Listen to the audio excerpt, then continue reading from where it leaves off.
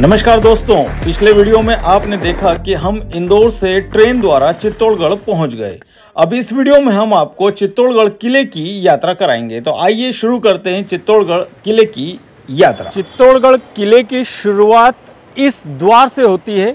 ये चित्तौड़गढ़ किले का प्रथम द्वार है और यहीं से किले की शुरुआत होती है। यहाँ ये पूरा रेसिडेंशियल किला है, यानी आप देख सकते हैं गाड़ियाँ अंदर जा रही है और यहाँ पर एक स्मारक बनाई गई है जो राजा महाराणा बाघ सिंह की स्मारक है।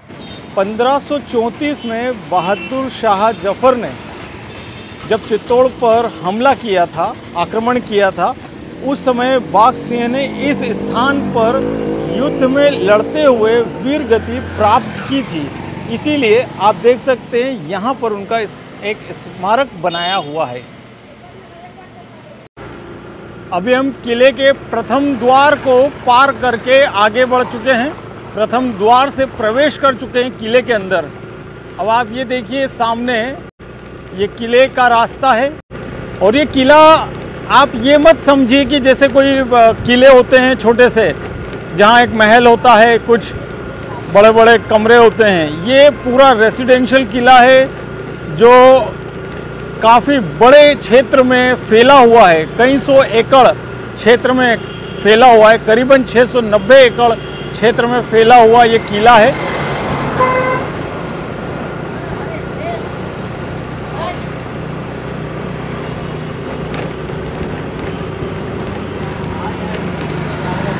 ये देखिए किले का दूसरा द्वार सामने आ चुका है। अब हम इस चित्तौड़गढ़ के किले के दूसरे द्वार को में प्रवेश कर रहे हैं। ये भैरोपाल के नाम से दूसरा द्वार है। भैरोपाल किले का दूसरा दरवाज़ा, जिसे अभी हमने पार किया है। करीबन 500 मीटर हमारी गाड़ी चल चुकी है अभी तक किले के अंदर, यानी पहले दरवाजे के बाद आधा किलोमीटर गाड़ी चल चुकी है। और ये जो इधर आप लेफ्ट साइड जो दीवार देख रहे हो, ये इसके नीचे शहर है चित्तौड़गढ़, इसके नीचे है। यहाँ से ये पहाड़ी की शुरुआत होती है। तो ये जो किले की दीवार है, ये इतनी मोटी दीवार यहाँ बनाई गई है। आप देखो उसमें होल दिए गए हैं कि जब युद्ध होता होगा तो यहाँ से सैनिक जो है वो आक्रमण कर सकते थे सामने वाली सेना पर। ये पूरे दुर्ग को, पूरे किले को सुरक्षित करने के लिए ये दीवार यहाँ बनाई गई थी। और यही देखिए तीसरा दरवाज़ा किले का, जिसका नाम है हनुमान पोल। ये तीसरा दरवाज़ा है जो पहले दरवाजे से करीब 1 किलोमीटर आगे है। पहला दरवाज़ा, दूसरा दरवाज़ा, फिर ये हनुमान पोल, तीसरा दरवाज़ा। 1 किलोमीटर हम अंदर आ चुके हैं।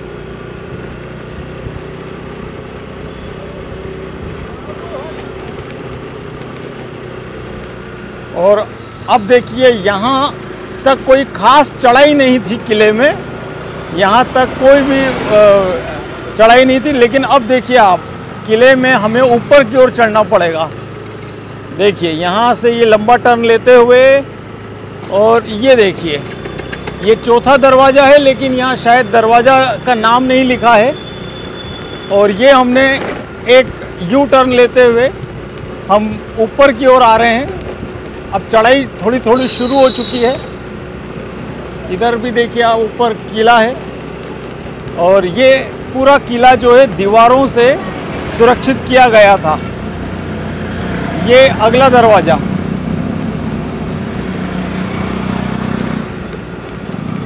जोरला पोल, जोरला पोल के नाम से ये अगला दरवाज़ा। और करीबन 1.5 किलोमीटर हम चल चुके हैं। ये देखिए फिर से चढ़ाई शुरू हो गई। ये हमें फिर से ऊपर चढ़ना है। और ये अगला दरवाज़ा है लक्ष्मण पोल। ये देखिए लक्ष्मण पोल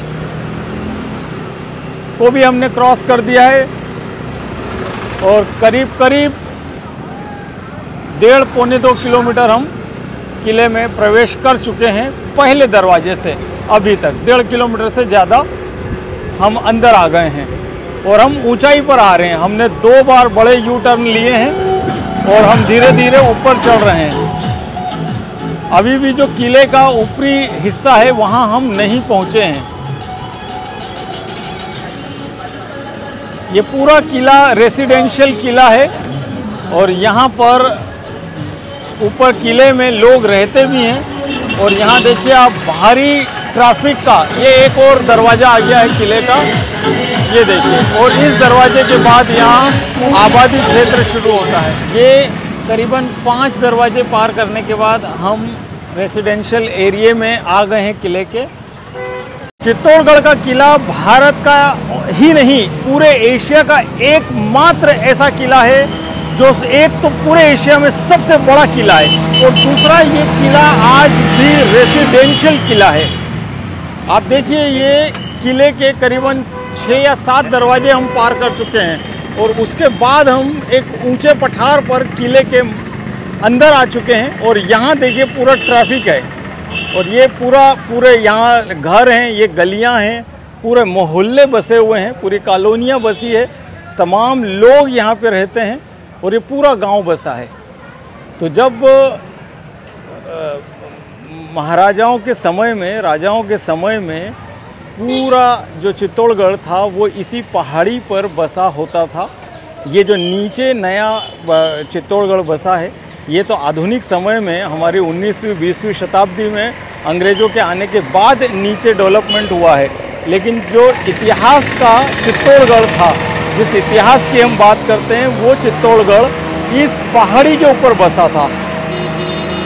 राजा की पूरी सेना, उसकी प्रजा और राजशाही खानदान सभी लोग इसी पहाड़ी पर रहते थे और ये सभी लोग सुरक्षित थे 7 दरवाज़ों से और बड़ी बड़ी सुरक्षित दीवारों से। ये कब से रहते हैं लोग? क्या राजाओं के समय से यहाँ पर लोग रहते हैं? हाँ, राजा के समय से रह रहे हैं। राजा के समय से रह रहे हैं। कुछ परिवार में है जिनके मारना के समय के पट्टे हैं। अच्छा, उस दौर के है। पट्टे हैं जिनके पास, हाँ, वो रहते हैं, बेच नहीं सकते फिर, या फिर वही स्टाम्प और नोटरी पे बेच देते हैं। चित्तौड़गढ़ फोर्ट में एंट्री फीस है 40 रुपीज़ पर पर्सन। तो यहाँ ऊपर आने के बाद में आपको टिकट लेना पड़ता है। ये टिकट विंडो है। ये देखिए चित्तौड़गढ़ किले का पूरा गाइड मैप है और ये यहाँ से ऊपर आने का रास्ता है। ये इस तरह से चढ़ाई होती है और ऊपर आते हैं और उसके बाद जो है इस वक्त हम करीब यहाँ, ये देखिए यहाँ पर हम हैं और फिर यहाँ से अभी हमें आगे जाना है। और ये जितने ब्लू कलर्स आप देख रहे हैं ये सब यहाँ के कुंड हैं, ये वाटर टैंक्स बोल सकते हैं हम। ये कुंड हैं, सारे तालाब हैं। और बाकी ये देखिए ये पूरा किला है, करीबन 13-14 किलोमीटर में ये फैला हुआ है। ये पूरा मैप है चित्तौड़गढ़ किले का।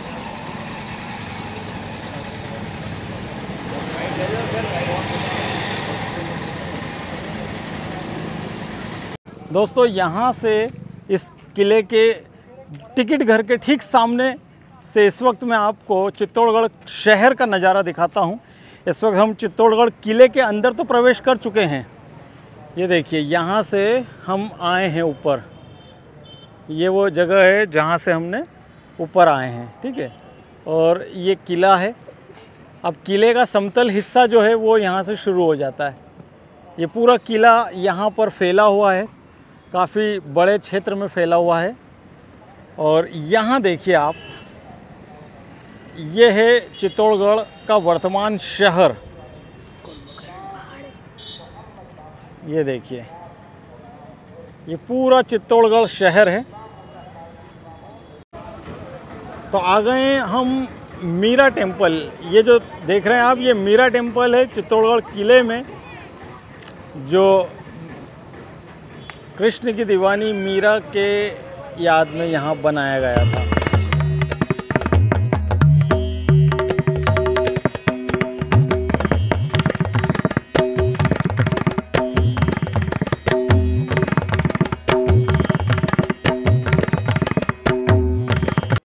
पूरे चित्तौड़गढ़ किले में आप जिस मूर्ति को देखोगे वो खंडित मिलेगी। कहीं ना कहीं से। ये मुग़लों के द्वारा इन मूर्तियों को तोड़ दिया गया था जब इस किले को मुग़लों ने विजय किया था। तो 10 साल तक पूरे किले में लगातार मूर्तियों को तोड़ने का काम किया गया था। और आप देख सकते हैं यहाँ लगभग हर बड़ी मूर्ति कहीं ना कहीं से टूटी हुई है।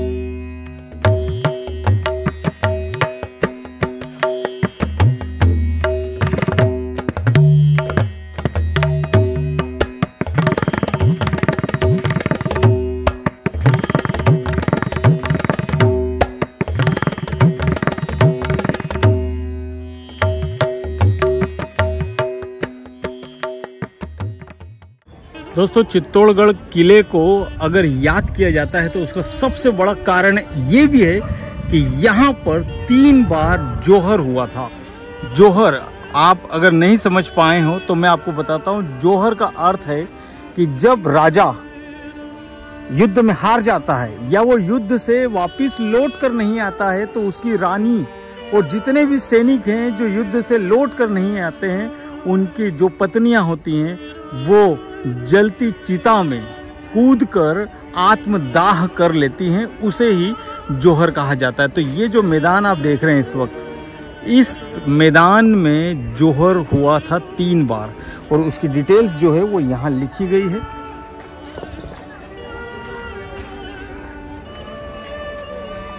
पहला जौहर 1360 में हुआ था, सन 1303 अगस्त 17 शनिवार। और प्रथम जौहर के 232 वर्ष बाद 1592 में दूसरा जौहर हुआ था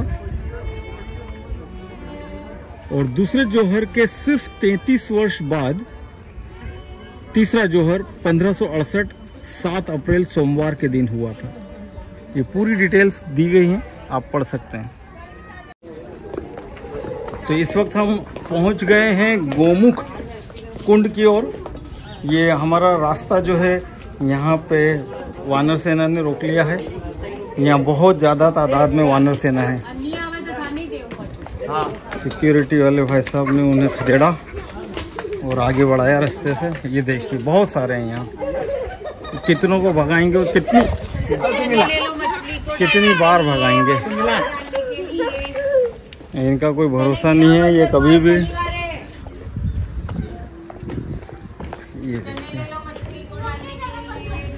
ये है गोमुख कुंड। ये गोमुख कुंड है और यहाँ पे ये जो आप भीड़ देख रहे हैं ना, ये गोमुख कुंड के अंदर दर्शन करने जा रहे हैं भगवान के। गोमुख जो जगह है वो अंदर है।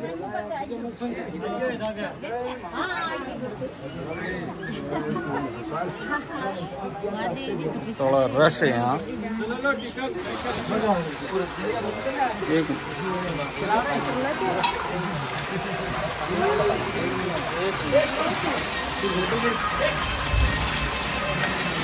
ये है गोमुख जल, पवित्र जल।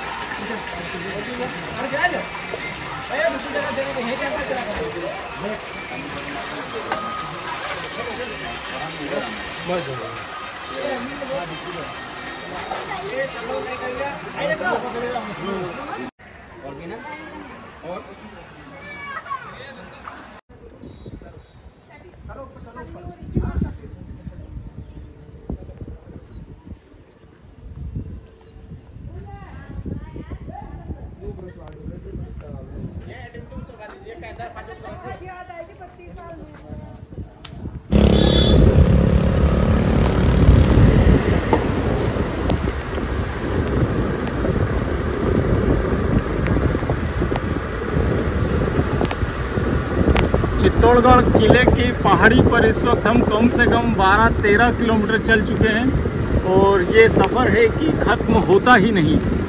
बारिश अलग आ चुकी है, बहुत सुहाना मौसम हो चुका है, बहुत सुंदर मौसम हो चुका है, चारों ओर हरियाली है। और सच कहें तो चित्तौड़गढ़ को घूमने का असली मौसम ही बारिश का होता है। ऐसे मौसम में चारों तरफ हरियाली होती है, सारे कुंड पानी से लबालब होते हैं और मौसम भी सुहावना होता है।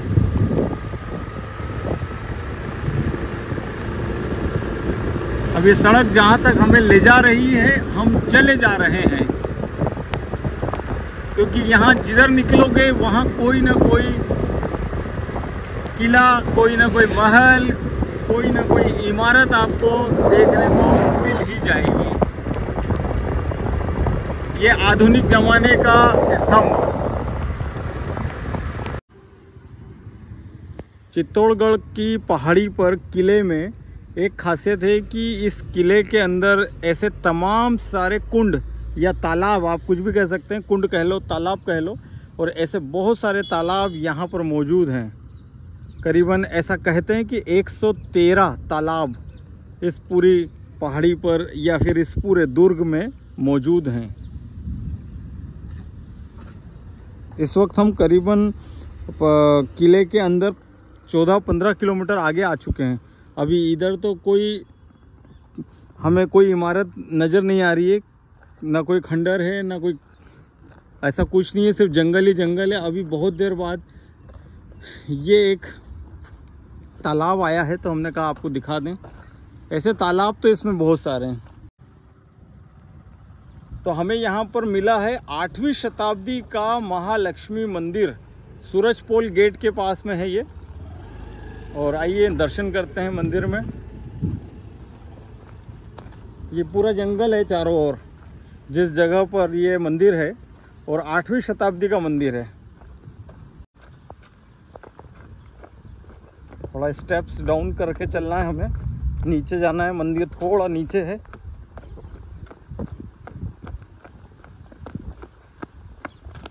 रिमझिम बारिश का जो मौसम है, थोड़ा सा मतलब जिन्हें सर्दी जल्दी होती है उनके लिए थोड़ा सा तकलीफदायक है, लेकिन मौसम बहुत अच्छा है। मैं इस वक्त गीला हो चुका हूँ, ये पूरा मेरा शर्ट गीला है इस वक्त, लेकिन बावजूद उसके इस मौसम में यहाँ घूमने का जो आनंद आ रहा है वो शायद बिना बारिश के नहीं आएगा। बहुत अच्छा लग रहा है। और देखिए 8वीं शताब्दी किसको कहते हैं, मतलब अभी 21वीं शताब्दी चल रही, 1300 साल पहले का ये मंदिर है। 8वीं शताब्दी का ये मंदिर है। ऐसे यहाँ बहुत सारे मंदिर हैं, लेकिन अधिकतर मंदिर टूट गए हैं या तोड़े गए हैं। जो कहानियाँ हैं वो तो ये कहती हैं कि जब मुग़लों ने कब्जा किया था चित्तौड़गढ़ पर, तब उन्होंने सभी मूर्तियाँ और मंदिरों को खंडित कर दिया था। ये देखिए, ये महालक्ष्मी माता का मंदिर है, 8वीं शताब्दी का, जैसा कि यहाँ लिखा था। बाहर से ताला लगा है, हम दर्शन करके आते हैं। ये महालक्ष्मी मंदिर के ठीक पास में एक मंदिर यहाँ पर भी है। ये कब बना है इसके बारे में यहाँ कुछ नहीं लिखा है। हो सकता है ये मंदिर भी 8वीं शताब्दी का ही हो, क्योंकि दोनों मंदिर पास पास में हैं। ये मंदिर और ये मंदिर, और ये वो रास्ता जहाँ से अभी हम आए।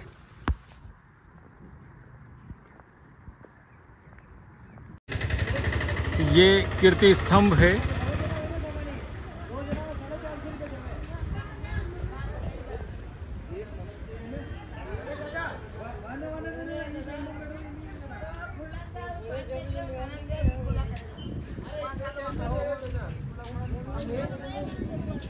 और वो है विजय स्तंभ।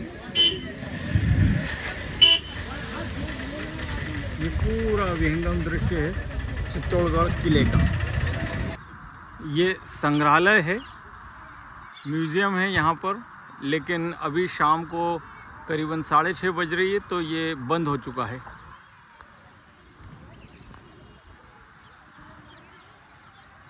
और यहाँ पर प्लेग्राउंड है, बच्चे क्रिकेट खेल रहे हैं।